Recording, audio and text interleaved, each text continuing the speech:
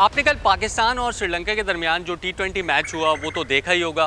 और final over में आप थोड़े से हैरान भी हुए होंगे कि जिस तरीके से अंपायर का डिसीजन हुआ। कुछ क्रिकेट के रूल्स ऐसे हैं जिसको आपको फॉलो तो करना पड़ता है, लेकिन हैरानगी ज़रूर होती है कि इसे किसने बनाया और किसने अप्रूव किया। पाकिस्तान को 3 गेंदों पर 7 रन दरकार थे और दुष्मंता चमीरा श्रीलंका के जो फास्ट बॉलर हैं वो ओवर करा रहे थे। उन्होंने यॉर्कर कराई, बैट पर बॉल लगी फ़हीम अशरफ के जाकर और इनसाइड एज होकर पैड पर बॉल लगी, लेकिन जब उन्होंने अंपायर से अपील की तो अंपायर ने उसे आउट करार दिया। फ़हीम अशरफ ने फौरी तौर पर रिव्यू लिया क्योंकि उनको पता था उनका इनसाइड एज हुआ है, लेकिन और इसी दौरान अंपायर के आउट देते हुए उन्होंने अपना जो 1 रन था वो कंप्लीट कर लिया था। फिर रिव्यू पर जाता है फैसला और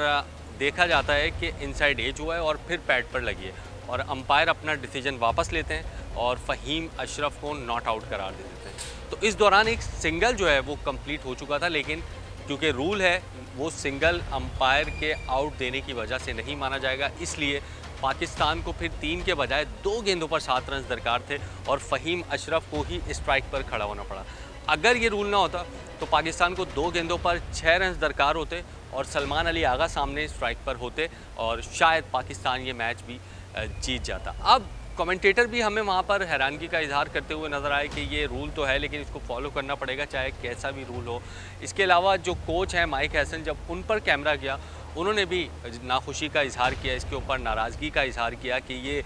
किस किस्म का फ़ैसला था, किस किस्म का डिसीजन था जिसकी वजह से पाकिस्तान को ये मैच जो है वो लूज़ करना पड़ा। अगली गेंद पर जब 2 गेंदों पर 7 रन दरकार थे तो फिर फ़हीम अशरफ ने शॉट लगाया, कैच आउट हो गए और हम देखते हैं कि पूरे ओवर में सलमान अली आगा को स्ट्राइक नहीं मिली। आई थिंक पहली गेंद पर उनको स्ट्राइक मिली थी, उसके बाद उनको स्ट्राइक नहीं मिली। हालांकि वो सिंगल अगर दे दिया जाता, देखिए अगर आउट हो तो समझ में आता है कि सिंगल नहीं दिया जाएगा और नॉट आउट है तो फिर एक बैट्समैन जब सिंगल करीब करने की पूरा करने के बिल्कुल करीब जा पहुंचा है और उसको सिंगल ना देना और नॉट आउट भी देना, ये एक समझ से बालातर चीज़ थी जो कल पाकिस्तान और श्रीलंका के मैच में हमें देखने में। ये तो एक नॉर्मल सा मैच था। आप अगर सोचें ये कोई वर्ल्ड कप का सेमीफाइनल या फाइनल हो और किसी टीम को 3 गेंदों पर 7 रन दरकार हो और वो रूल अप्लाई हो जाए जो कल फ़हीम अशरफ या पाकिस्तान की टीम के साथ हुआ, तो फिर इस पर कितना शोर मचेगा। तो बहुत ज़्यादा क्रिकेट के रूल्स हैं जिस पर जो है वो ठीक करने की उनको ज़रूरत है, बात करने की उन पर ज़रूरत है, उस पर बहस मुबाहिसे की ज़रूरत है कि किस तरह इसको बेहतर किया जा सकता है। आपको याद होगा भी राइजिंग स्टार एशिया कप का सेमीफाइनल हुआ था बांग्लादेश और इंडिया के दरमियान। 1 रन चाहिए था बांग्लादेश को, 1 ही विकेट उनकी बाकी थी, लेकिन